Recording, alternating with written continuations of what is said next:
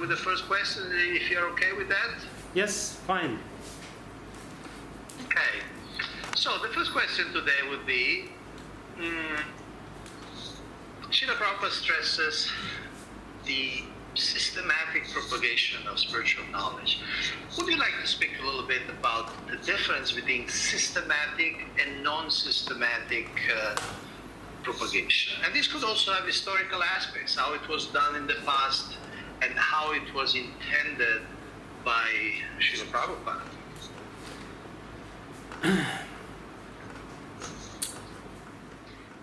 It's a difficult question because, we cannot say everything with exactness about this question because we have to suggest something. But nevertheless, let me try to say something in this regard. Unsystematic propagation, so many people propagating spiritual knowledge, some sort of spiritual knowledge. But usually the spiritual knowledge which is being propagated by different people, different societies, different groups, even of Indian origin, they are quite unsystematic in the sense they are not structured. Srila Prabhupada gave a very clear structure to the whole spiritual movement, and he based his teachings firmly on the scriptures. So, first of all, it has to be based on the scriptures, and Srila Prabhupada was very emphatic that it is based on the scriptures in a progressive manner. There is Bhagavad Gita, then there is Srimad Bhagavatam, ultimately there is Chaitanya Charitamrita, but the basis, the foundation of everything is Bhagavad Gita. And Bhagavad Gita, Prabhupada gave a very clear structure to the whole book, so that everyone can really understand it and apply it to life. So systematic versus unsystematic, in my humble opinion, means to have a very clear structure, to have the understanding of the whole picture. Because people do have, in different religions and in different societies, people have some partial knowledge, which may not be completely, connected with each other, different parts of it. But Srila Prabhupada gave us the complete whole, and every part of it fits so nicely. So if we understand the whole system of spiritual knowledge, then we will be able to systematically propagate spiritual knowledge. And of course, Srila Prabhupada, of course, also introduced a very important element to it, that is ISKCON society, also quite structured and quite organized. For us, inside the movement, we may think it's not so organized, but for the people outside of the movement, it's probably too organized. Actually, this is the second question I wanted to ask. I put it on the banner here. Sorry, this other one. What's the importance of an organization for systematically spreading spiritual knowledge? See, one person can, charismatic person which has some charisma, some spiritual power, he can distribute spiritual knowledge, definitely. And Srila Prabhupada showed in his own example, personal example, how one person can do this. But when we have organization, then first of all, we have the whole apparatus to do it. We have definitely manpower, and we have different levels of people who will distribute this knowledge, again, on a different level for different categories of people. Because systematic means to understand who needs what and how to, how to start practicing this knowledge, from which point. Spiritual knowledge, it's a very vast thing. It comes from the ABC, which means you're not this body, and it goes to, Rasa Lila. And this is all included into this spiritual knowledge. This is, and definitely this spiritual knowledge is necessary, but it's necessary for different people. Different aspects of spiritual knowledge is more necessary. So systematic also means the organization means that there will be different people who will propagate this knowledge to different layers and stratas of the society. So maybe also in different styles. Yeah, in different styles, definitely. Different styles in different languages, because mentality of people are different. Yes. And next question, like a follow-up question, what to say if someone likes Krishna consciousness, the philosophy, the theology, the idea, but doesn't like organized religion for whatever reason, for whatever past experience? What to say to them? Well, what can we say? If they don't like, they don't like. But one thing we can say that this is Prabhupada's desire, and that's definitely not just whimsical desire, that's his vision, because he understands that, Krishna consciousness will only be viable and will only survive if there is a vehicle which carries out this mission. And organization is very much necessary to continue this mission. Otherwise, we see that a charismatic leader appears, he makes a splash, and then he goes back home or on whatever destination he goes, and then the whole spiritual movement is more or less finished because it's only based on him. Srila Prabhupada specifically placed an emphasis on organization. So if we want to be Prabhupada Nugas, the followers of Srila Prabhupada, we should respect organization. And moreover, I would say that organization in this sense, it's the extension of Srila Prabhupada. And if we want to serve Srila Prabhupada personally, we are deprived of this opportunity at this moment, but we still can serve him personally, understanding that ISKCON and organization is his extension, is his energy. We know this principle. The energy and energetic are not different from each other. ISKCON is the energy of Srila Prabhupada. He put his energy, placed his energy in ISKCON, and now this energy is existing. And we can understand Srila Prabhupada by serving his energy, his extension, which is ISKCON organization. So whoever chooses whatever way he wants, but ultimately, if we want to be the followers of Srila Prabhupada, we should put importance to organization. Thank you, Maharaj. Very profound.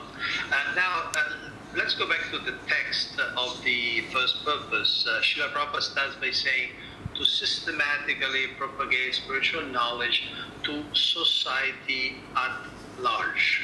And I would like to invite you to reflect and share on this concept of society at large.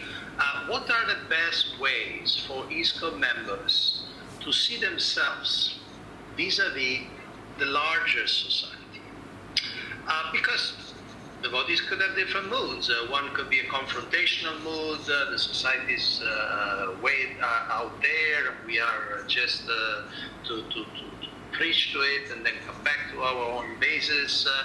Or we could even run the risk of becoming completely merged, almost undistinguishable from the large society.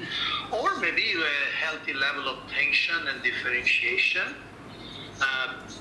maintaining our identity, but obviously collaborating and being part of society, or even completely isolating ourselves in self-sufficient communities.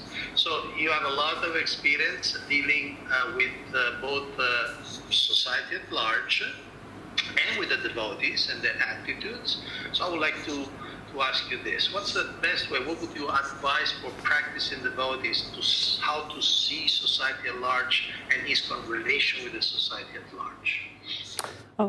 First of all, if we take the confrontational attitude towards the society of large, we will be completely contrary to the mood of this first purpose of ISKCON, which says that to achieve real unity and peace in the world. If we become just a confrontational force within the society, creating even more chaos in the society, creating one polarity, more contradictions in the society, it doesn't work. And of course, merging doesn't help either. So definitely, obviously, from your question, only the third option is a viable option. We have to maintain our distinct identity as a devotees. Otherwise, we will not be able to give anything substantial to the society. But at the same time, we have to understand, and this is a very important part of the whole purpose, because Prabhupada speaks about spiritual techniques of spiritual life. But one of the important concepts which has the practical application is to understand that the whole society is one unit. We're all connected. The whole society, human society, is one living organism. And every human being in the society is a very important part of this whole organism.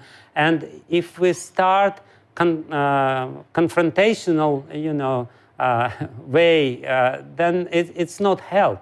It's not going to help. We have to understand that we're all connected, and by helping others, we're helping ourselves, we're helping society in general. And basically, we have to understand that we are responsible.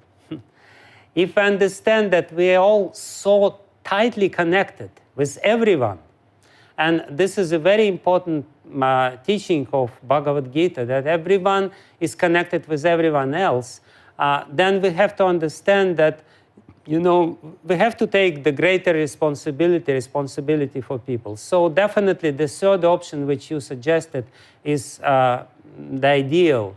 We have to maintain our identity, not necessarily with the tension. The healthy tension will be there, I agree. It's a good formula, healthy tension. But healthy tension means I understand that I am a part of this society at large, and I am a very responsible part of this society, and I am trying or striving to improve this society which I am a part of, not just I am an isolated in ivory tower or something like this. Mm-hmm. Yeah, and ultimately, of course, Prabhupada wanted to create Brahmanas, ideally the head of society. So obviously the head is part of the body of the society. Yeah. And Prabhupada, it's very interesting. There is, I remember Gopiparandana Prabhu once gave a lecture on Varnashrama, and he said that the duty of spiritual people or Brahmanas is to help other people to become more mature. So this is the very important and essential duty of the more knowledge you have, the more responsibility is on you. And what is this responsibility? To help people to become more mature, to help people to grow up. For that, you have to have connection with the people. Like Brahmanas were very tightly connected with the rest of the society. They were not isolated. Thank you.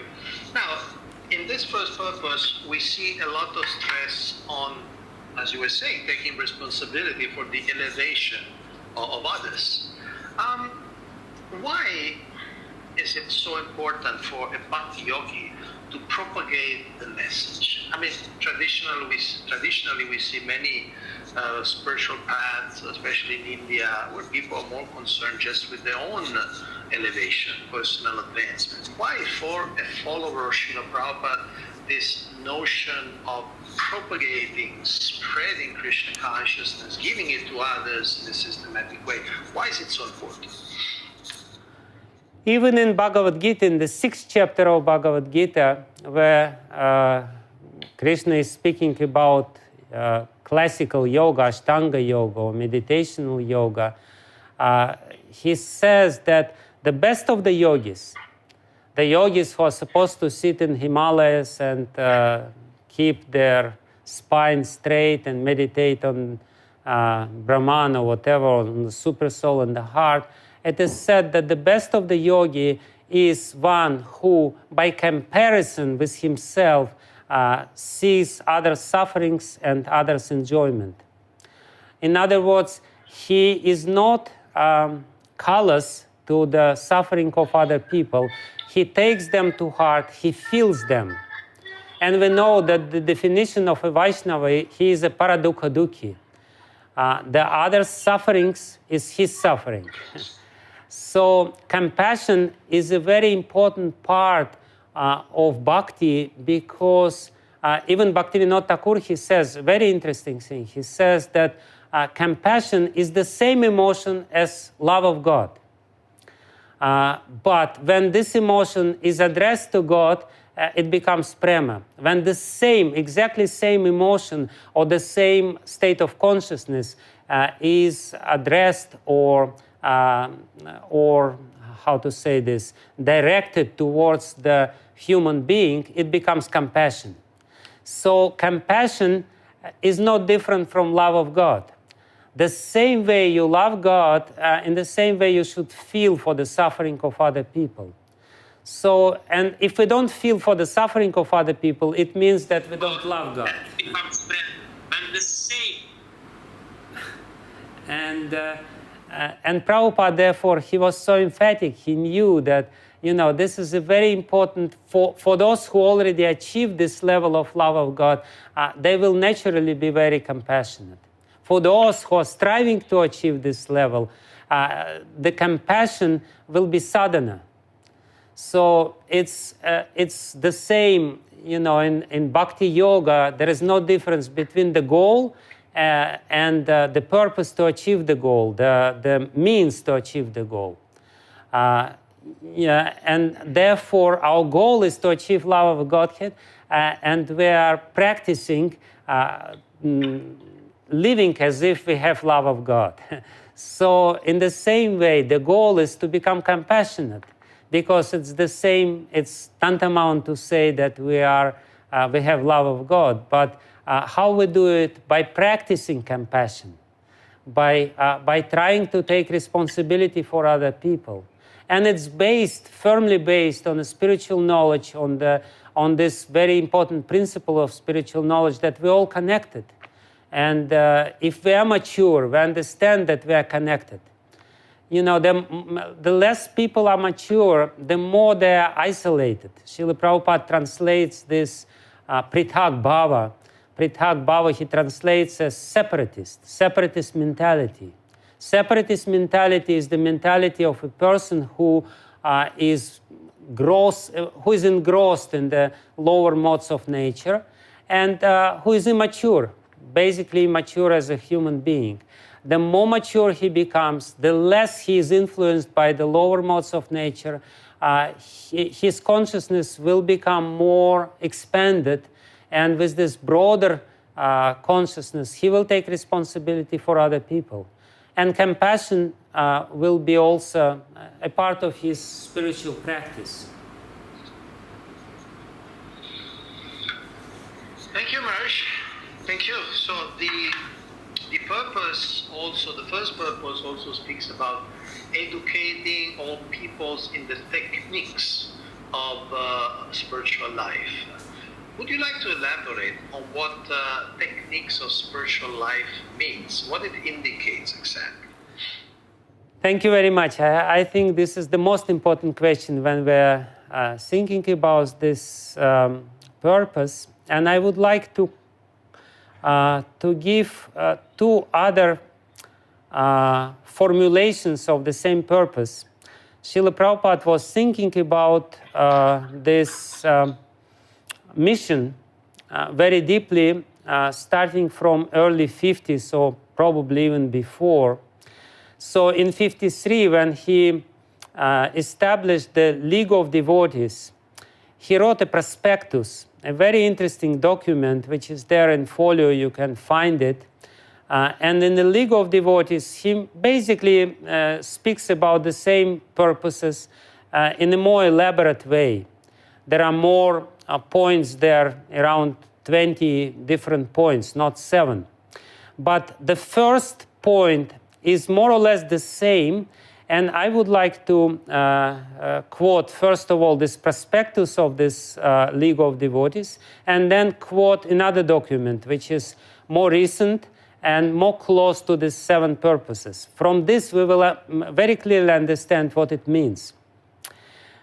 So in the prospectus for the League of Devotees, the same purpose sounds in a little awkward way, but in a very beautiful way too.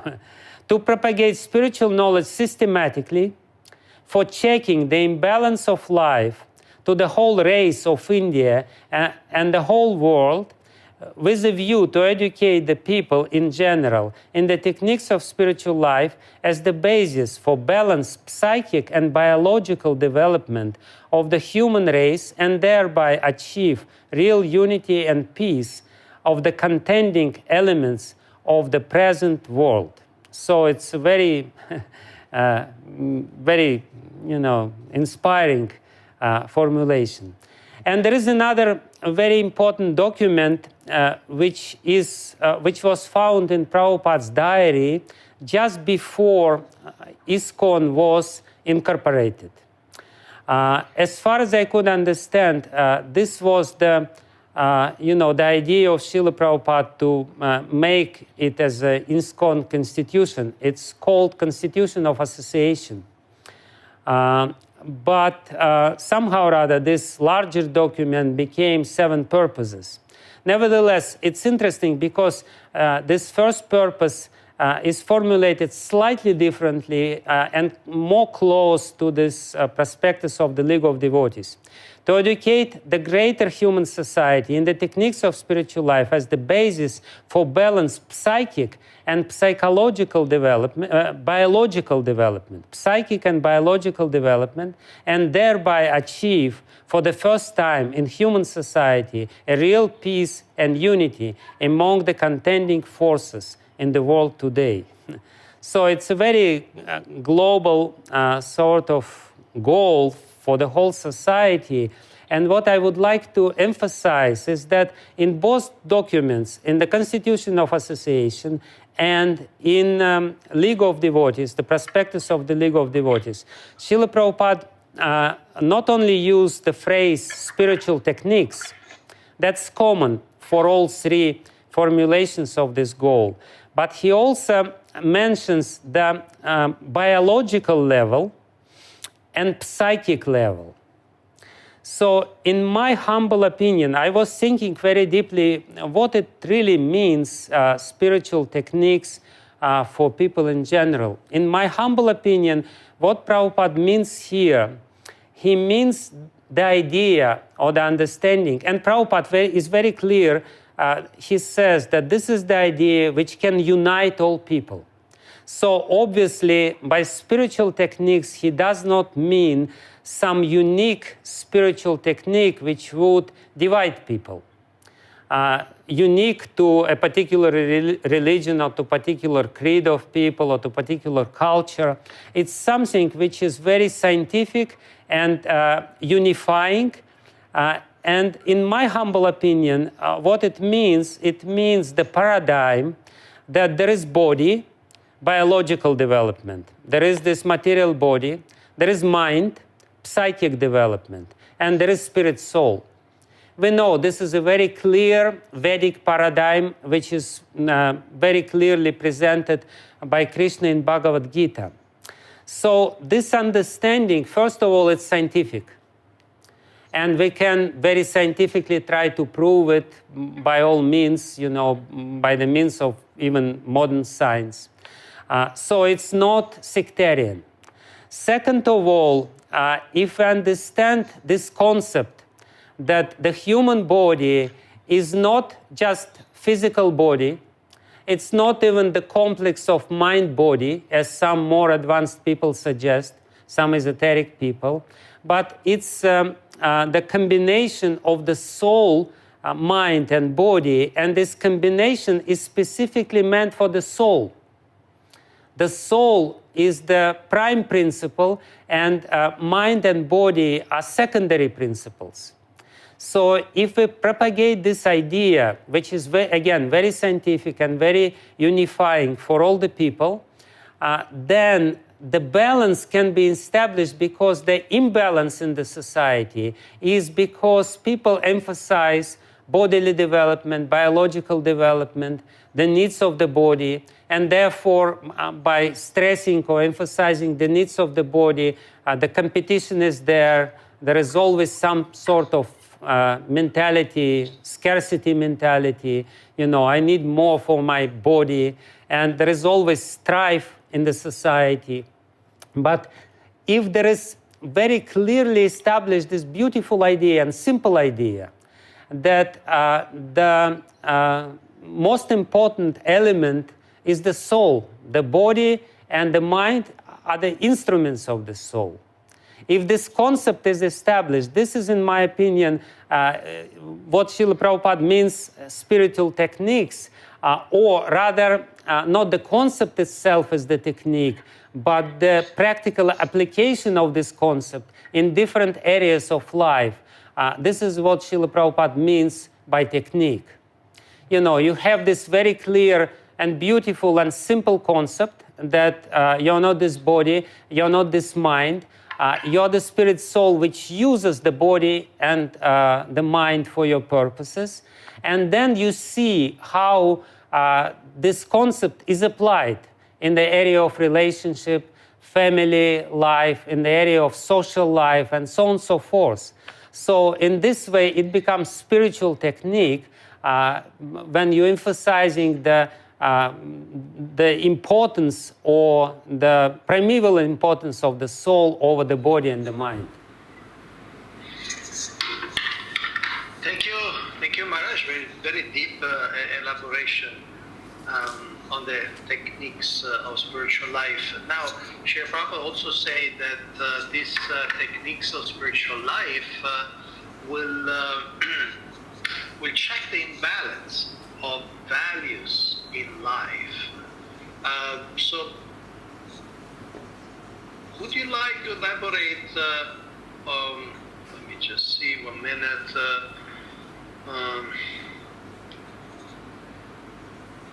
Here, okay. Yes, so the next question would be, what kind of imbalance of values are we trying to check? Can you give an example of values we wish to establish in society and ways of introducing them into society? As I said, if we take this concept, very clear and simple concept, that we have this body, but definitely this body in a certain sense, we have biological needs, we have emotional needs which are there in our mind. It's very clear we have so many emotional needs, but we also have spiritual needs. And if we harmonize this system, there is a biological body or physical body with its needs. Over it, there is emotional needs of the mind. The mind needs some friendship, relationship, society, so on and so forth. And over it is the needs of the soul. So if this complex which we are hierarchically very clear, the physical level is the lowest level, over it is the mind, psychic level, over it is the spiritual level. So the imbalance is that when we stress physical needs over mental needs or over spiritual needs. And there is so much problem and so much strife in the society, so much conflict in the society, because people are crazy after fulfilling their physical needs, forgetting the spiritual needs. So the first value is to value the spiritual aspect of our being, to create a harmonious value system. We have to understand that the most important, the most valuable part of our society, of our being, of our life is the spirit soul. If I understand this, the importance of the spirit soul, and then the body and mind, they're secondary to the spirit soul, then already we have the value system.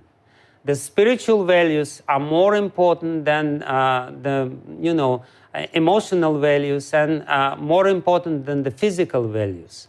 So that's the first thing. And then definitely, basically what it means to put soul again in the proper place. That we're spiritual beings, which are using physical body and subtle mental body for our purposes, but we're essentially spiritual, not physical and not mental beings.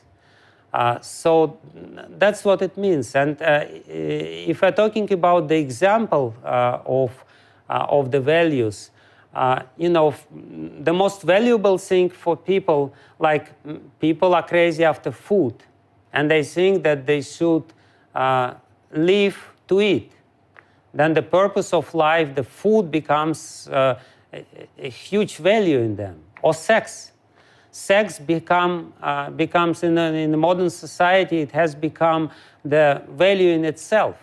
It doesn't really serve the purpose. It's something which is totally, completely valuable for people. But if we look from the different perspective, from the perspective of soul, we will understand that sex has its value, and this is the relative value of the sex. This is the relative value of eating, sleeping, mating, and defending. But what do I need? The greatest value and the greatest need which I have is the need of love. I ultimately want to love. And Prabhupada stresses, of course, that love is, it means service.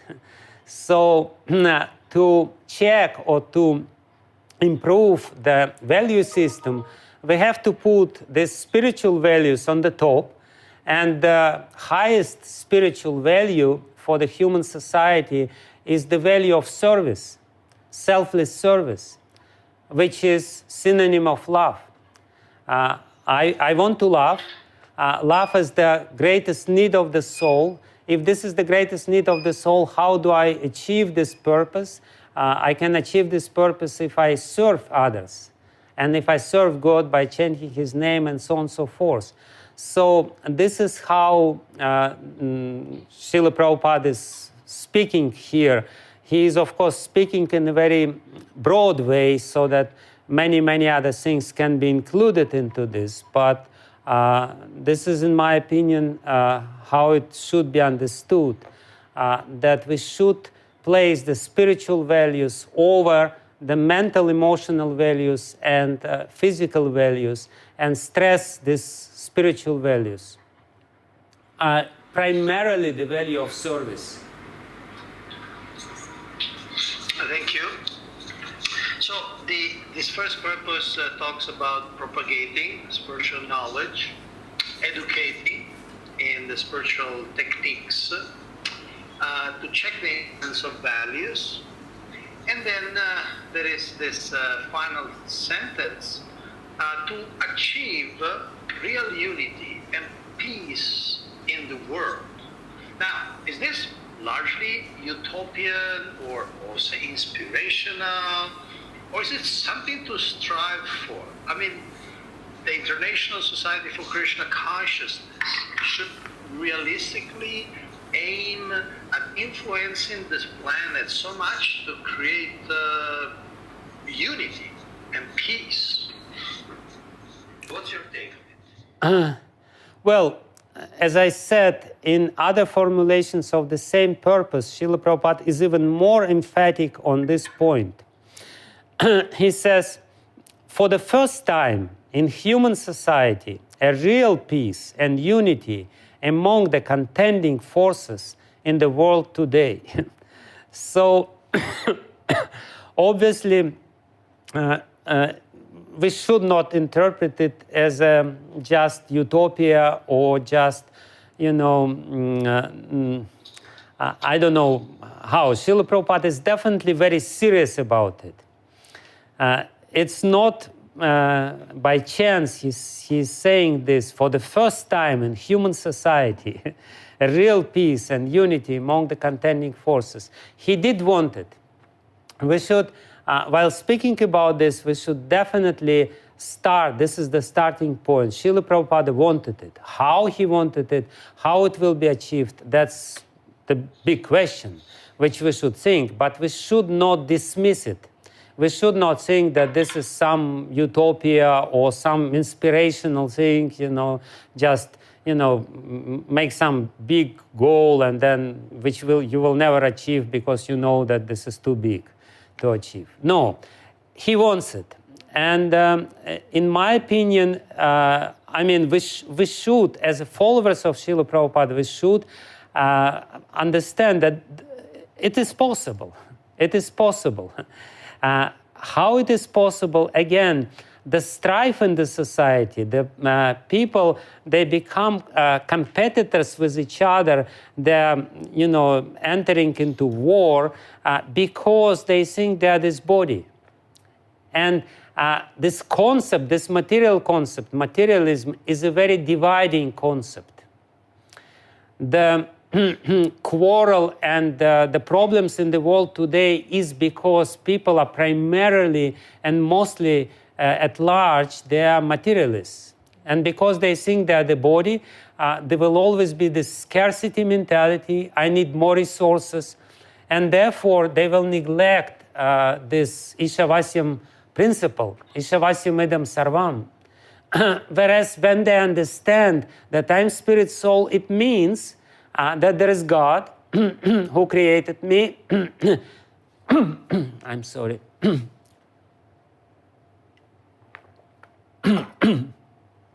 Who allocated what I need, what is there. He is taking care of it. I don't have to worry about it.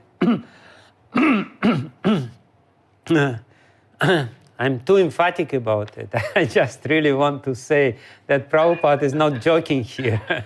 He really wants it. So, and it is achievable.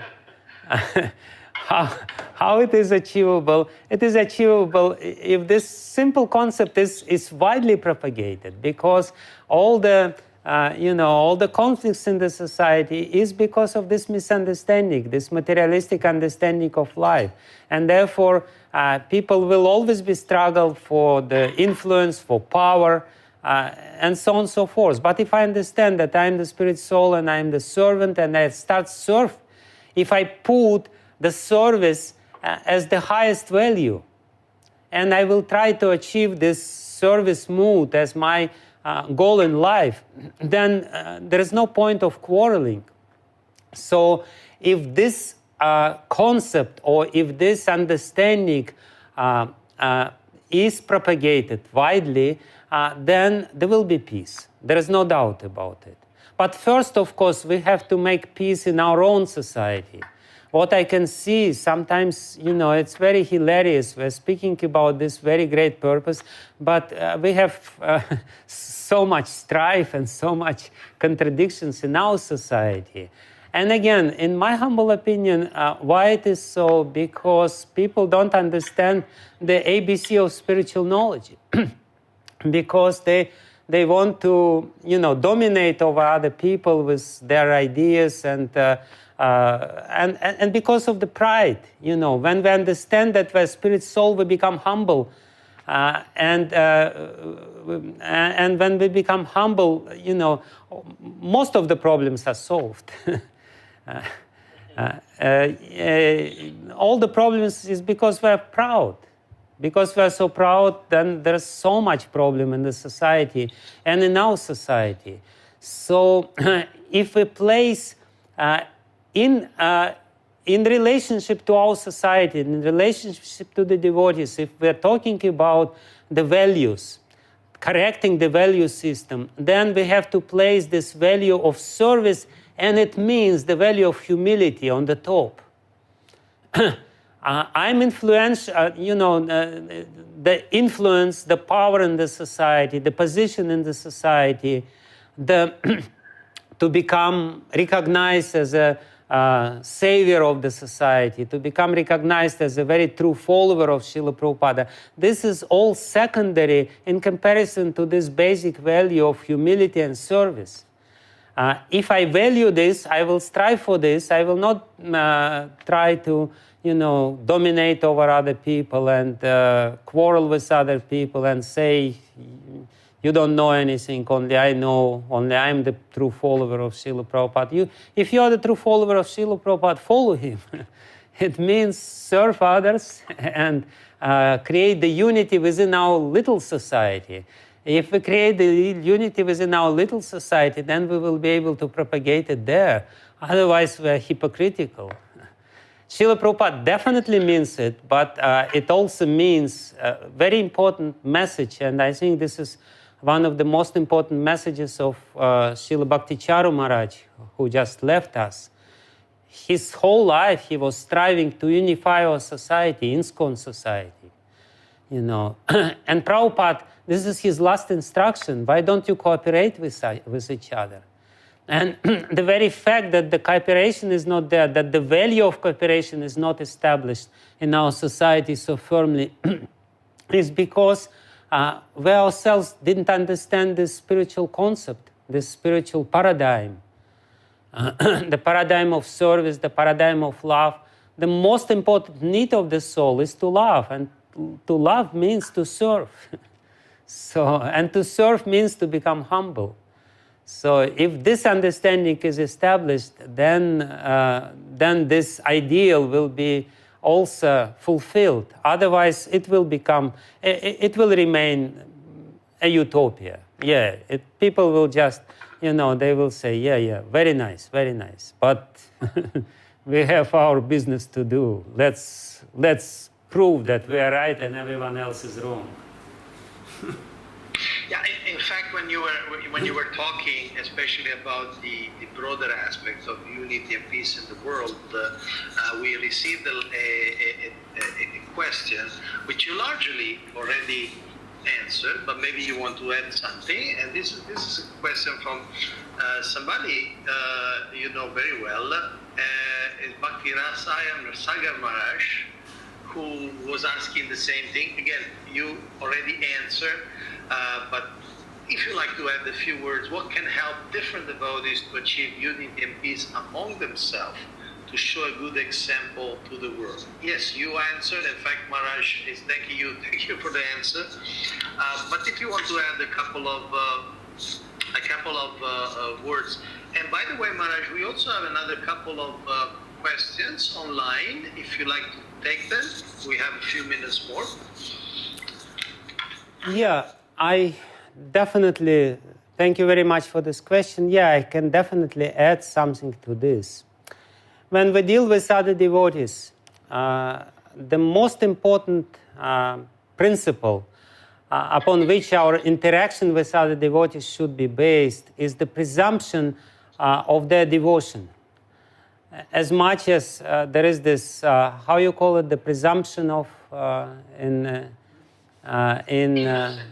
of innocence. The presumption of innocence is there. It's the foundation of the judicial system. So in the same way, when we deal with other people, with other devotees, there should be presumption of devotion. They are devotees. And it means that they also want to serve Srila Prabhupada, and it means that they are important for us. It means that we should try to understand their point of view, not necessarily without even listening to them, declare that they're demons and Kali Chelas and asuras from the lower planetary system who came to destroy ISKCON and this and that. Unless it's proven. First we have to prove. But usually people, they start from this point. This is the presumption. They're demons everyone else is a demon, only I'm a devotee, and everyone else is destroying ISKCON, and everyone else is just not following Srila Prabhupada, only I'm following Srila Prabhupada. So if this presumption of devotion is firmly established in our dealings and interaction in the society, then we will be able to understand other people, their point of view. It's valuable. Usually when I hear contending parties within our society, they have some valuable things to say, but they cannot hear what others wants to say. It's not difficult to synthesize their points of view. They're usually not contradictory.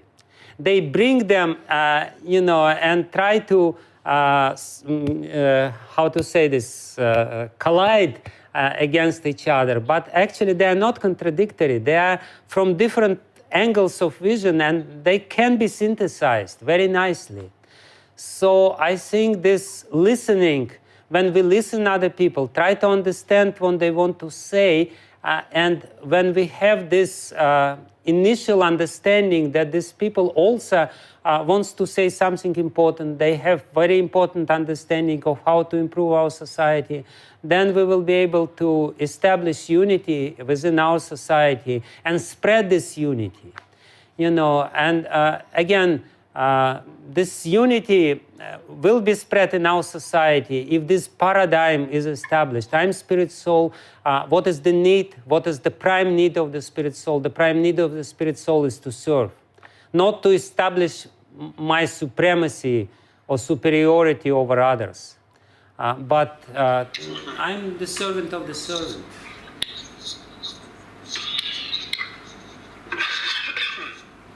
Thank you, Maharaj. We do have 8-9 minutes to the hour. Of course, if you like to go over, it's up to you. Otherwise, we stop at the hour. We have a couple of questions from our online viewers. Would you like to take them, Maharaj? Sure. Okay.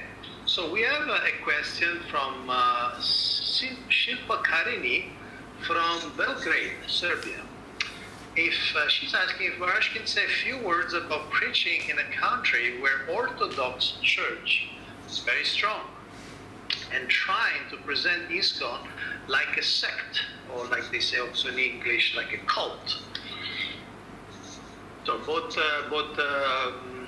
of course, Russia and Serbia, the Christian Orthodox Church is the predominant church. So if you have a lot of experience in that field, if you'd like to say a few words, how to deal with the fact that a very prominent church is trying to present the movement as a sect, as a dangerous sect, as a cult.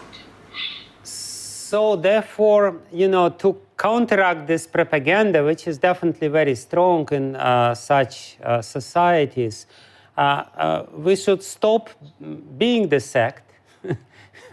we should become what we are supposed to be, scientific spiritual science. We're propagating spiritual science, and rational people will understand this.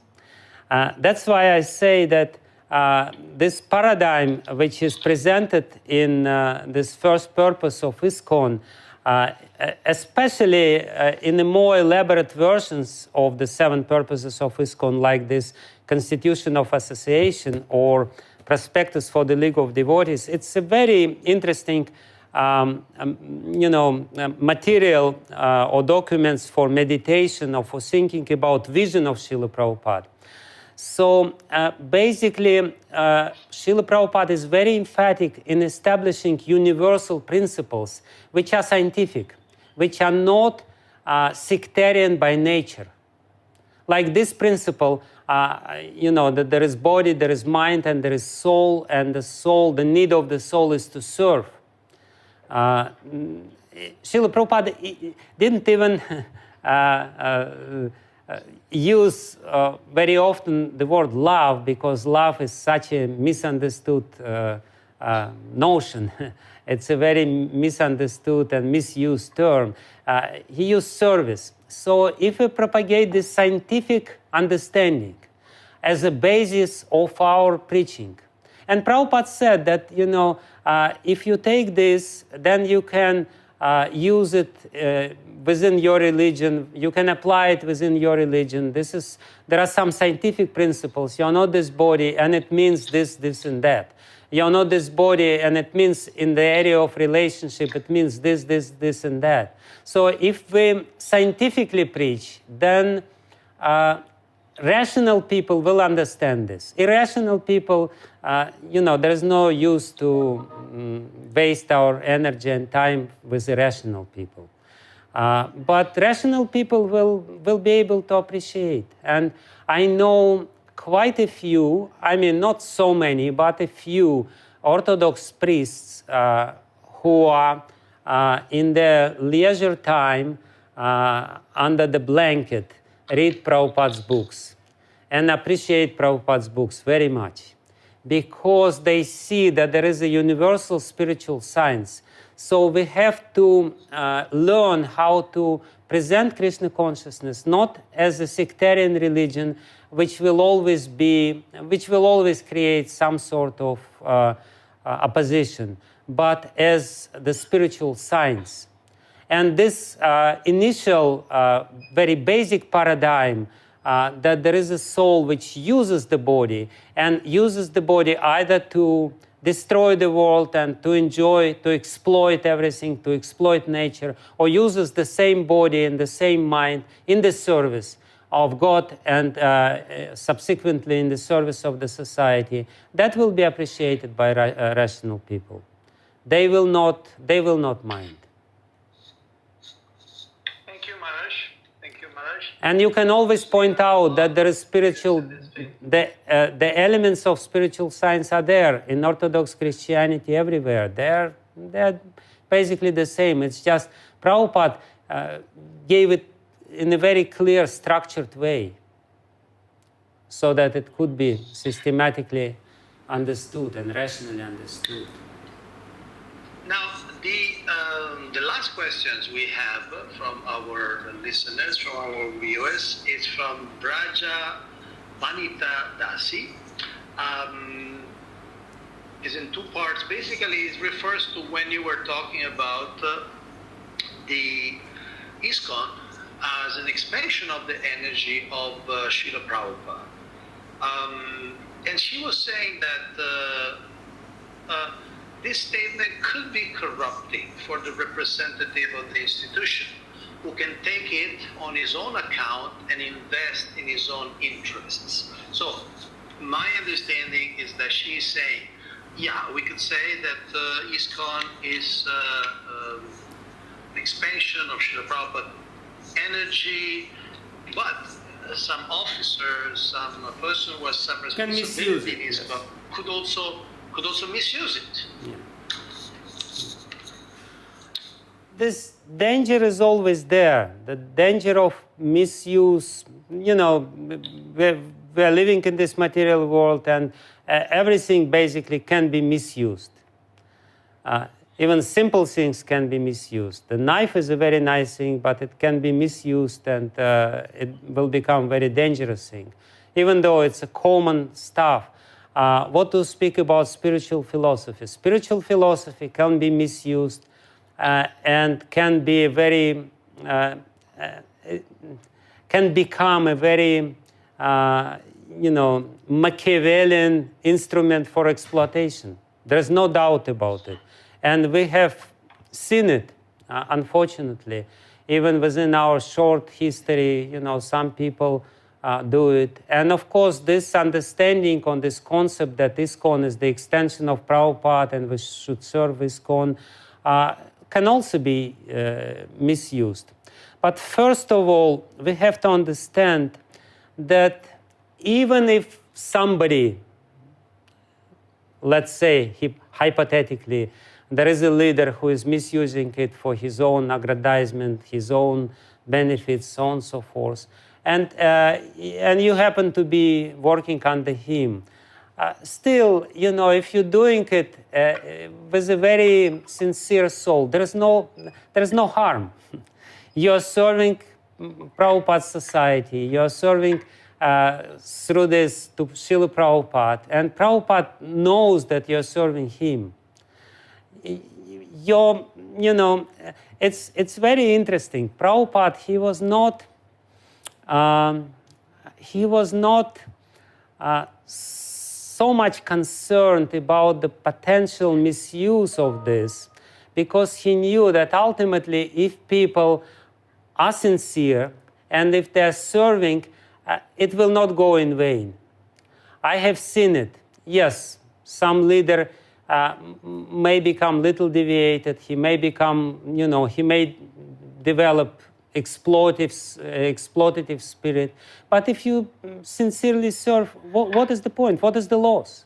What is the loss? You're developing your serving propensities, your devotional propensities. Srila Prabhupada knows your sincerity. Krishna knows your sincerity. He accepts your service. And if somebody misuses your service for his own benefits, it's his problem. It's not your problem, really.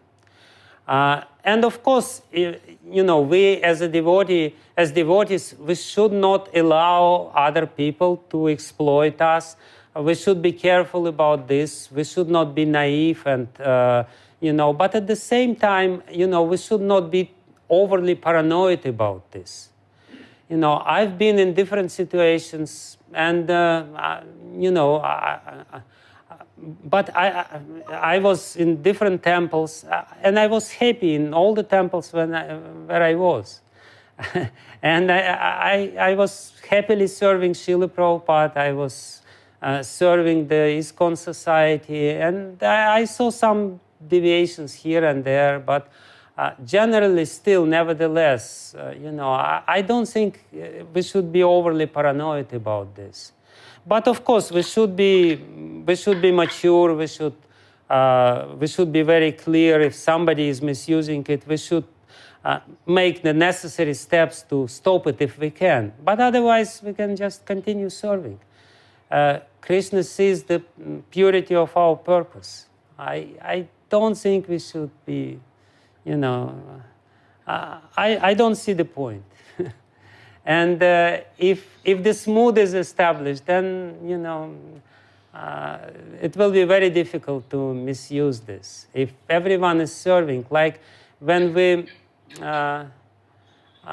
even if a simple person, a simple bhakta somewhere, if he has very sincere service attitude, it's purifying to everyone. It's purifying to himself, and it's purifying to the whole atmosphere, and everyone sees it, and everyone appreciates this. And Srila Prabhupada, he established such a firm spiritual values in his books, then that even if somebody is misusing it, sooner or later it will be revealed. Rather sooner it will be revealed. It will be clear. It will become clear, and it will be corrected by one means or another. So that's my maybe not so politically correct answer to this question. Thank you, Maharaj. Thank you so much. So we are at the 1 hour mark, and we have completed the questions. Now, if you like to give a final message, or you focus especially on the first purpose of ISKCON, if you like to give a final message about the importance of this Incorporation Day festival, or of the 7 purposes in our life. I remember once I was in Vladivostok, and they were reciting the 7 purposes every morning after Mongol Arctic, like really part of the spiritual program. So I'm saying, if you like to say a couple of words, if you have time, otherwise we could stop here. But if you like to have a last message to our viewers, Yes. both those online now and those who will see this recording. Yes. Thank you very much, Kante Prabhu, for this opportunity which you gave to me.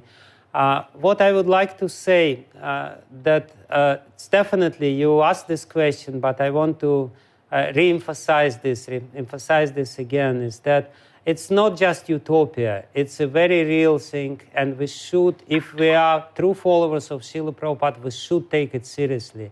And even though we may not understand how to do it, but we should definitely make it a point that this is our purpose. This is not the purpose of Srila Prabhupada. We are his followers, so it's our purpose, it's our mission. And Prabhupada gave such a beautiful spiritual science which is not sectarian, which can be propagated far and wide in different areas of life, which is completely practical. And, people, when they just become devotees, they are totally overwhelmed. They say that, I knew a little bit here, a little bit there, but here I see the whole complete picture. He gives the complete picture, which is very practical, applicable in different areas of life. And this first purpose of ISKCON, in my opinion, is the Angi, and the other purposes of ISKCON are Angas. They are parts, and this is the whole. It's not by chance that Prabhupada put this in the first place in all three documents which I cited. This is the most important thing.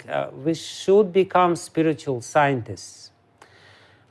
We should become true followers of Srila Prabhupada. It means that we should not become cult members, sect members, in a broader sense means the followers of a big sect or the sect members or little sect within this big sect or whatever it is. We should really try to purify ourselves from this tendency to become sectarian. Because unfortunately, this sectarian tendency is within everyone. And sectarian means to take part for the whole. That's what literally the word sect means. When you don't see the whole picture, but you take a part and you try to present this part as a whole.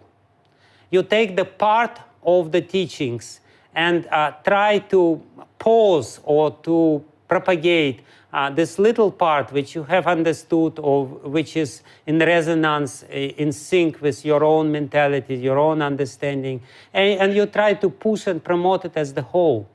No, to become non-sectarian, to become spiritual scientists, we have to strive ourselves systematically to understand the teachings of Srila Prabhupada, to have a very harmonious and systematic and wholesome vision of the spiritual science, practice it in a proper way, and propagate this. We will not be able to propagate it to the peoples. Srila Prabhupada used not the word people, but peoples of the world. So it means basically globally, we will not be able to propagate it unless we ourselves become non-sectarian. And non-sectarian means we understand the whole. We try to understand teachings of Srila Prabhupada, non-sectarian teachings of Srila Prabhupada, which is non-sectarian, and practice it in a non-sectarian way and develop a very broad and rational mentality, scientific mentality, not sectarian mentality. Anyway, it's a very important day, and it's our purpose. It's my purpose, and especially now because the whole world is in turmoil. The whole world, actually what happens, everyone now in the world, more or less, is hoping that it will be over and we will continue the same way. But it's not going to be the same. But unfortunately, there is a minority of people who understand that there should be some alternative way of living, but they don't know the alternative way of living, unfortunately. Most of the people, they just want to continue the same way, and the nature will not allow this. It's just, we are impasse. The whole civilization is in impasse. It's a very critical hour. There is quite a few people who think that who think about the change, but nobody has the complete picture. We as a society or as followers of Srila Prabhupada should come together, should put our minds together and try to figure out what is real model, practical model for the whole world. Because now there's no alternative model. And unfortunately, ISKCON does not provide alternative model either. But at least we should try to think about it, or at least try to preach to those people who are capable of creating alternative model for the world to live.